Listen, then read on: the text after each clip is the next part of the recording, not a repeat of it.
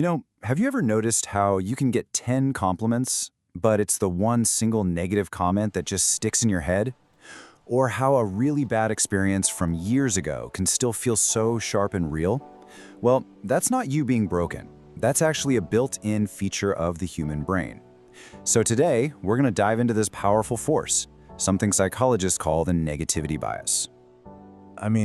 Listen to this.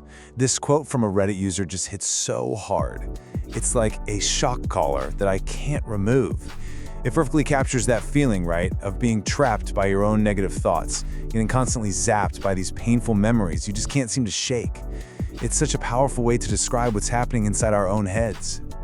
So what is actually going on here? Well, it's this thing called the negativity bias. A really simple way to think about it is that our brains are kind of like Velcro for bad experiences, but Teflon for good ones. And it's a 1-2 punch. We don't just notice the bad stuff more easily, we actively chew on it, letting it take up way more mental real estate than it deserves.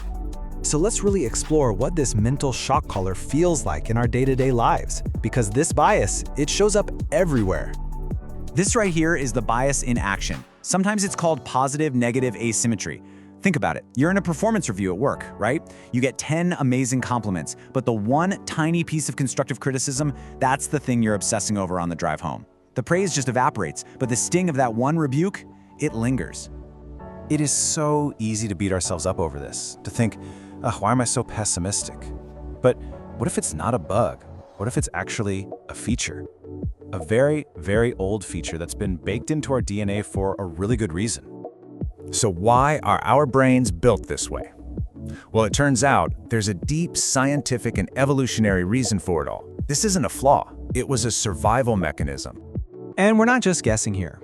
We know this thanks to some incredible research in fields like social neuroscience. Scientists have really dug deep into how our brains are wired to answer that one simple question: why does bad so often feel stronger than good? And the core idea that comes out of all this research is that this bias isn't some new, modern problem. It's an ancient survival tool. As Dr. Catherine J. Norris explains, for our ancestors, it provided a critical evolutionary advantage. It all boils down to life or death stakes. Think about it. For our ancestors roaming the savannah, if you missed a reward, like a patch of berries, well, you missed a meal, you go hungry. But if you missed a threat, like a predator hiding in the grass, you become the meal. Game over. So of course, evolution favored the cautious, anxious brain that was constantly scanning for danger. And modern neuroscience totally backs this up. Using tools like fMRIs, scientists can literally watch our brains in action. And what they see is that negative information triggers way more activity than positive info. And get this, it's not a slow, conscious process. This happens in milliseconds. It hijacks our attention before we even have a chance to think about it. Okay, so we know our brains are hardwired for this. Does that mean we're helpless? Just stuck with it? Not at all. And for the answer, we can actually turn from modern science to some very ancient philosophy. A fantastic way to think about this is Plato's allegory of the cave. In the story, you have these prisoners who mistake shadows flickering on a wall for the real thing. It's a perfect metaphor for our thoughts. Our brain projects these negative shadows, and our first instinct is to believe they are reality. So, this brings us to a really powerful question you can start asking yourself. That painful memory, that anxious thought, is it objective reality? Or is it just a shadow projected by your survival-obsessed brain? Just recognizing that there's a difference, that's the first huge step toward freedom. So how do we actually do that? How do we step out of the cave? Well, the good news is humanity has been developing tools for this for thousands of years, and these tools are just as powerful today as they were back then. The ancient Stoics were absolute masters of this. Their core insight was that external events are neutral. It's not the thing that happens, getting cut off in traffic, getting a criticism, that causes us to suffer. Nope. It's our internal judgment about the event.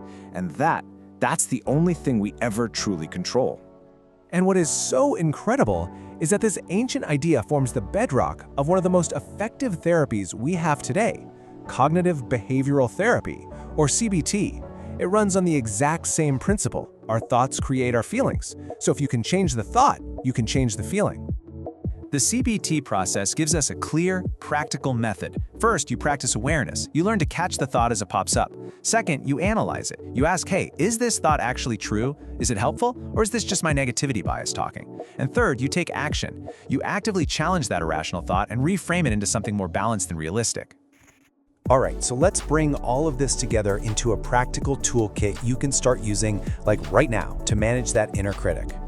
So here's your toolkit. It all starts with mindfulness, just creating that tiny bit of space between you and your thoughts. From there, you become aware of those shadows your mind is creating.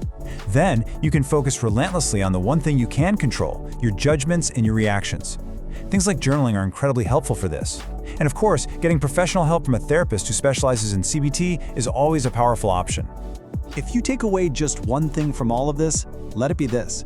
That constant critical chatter in your head is not you. It's an automated process, a leftover survival program.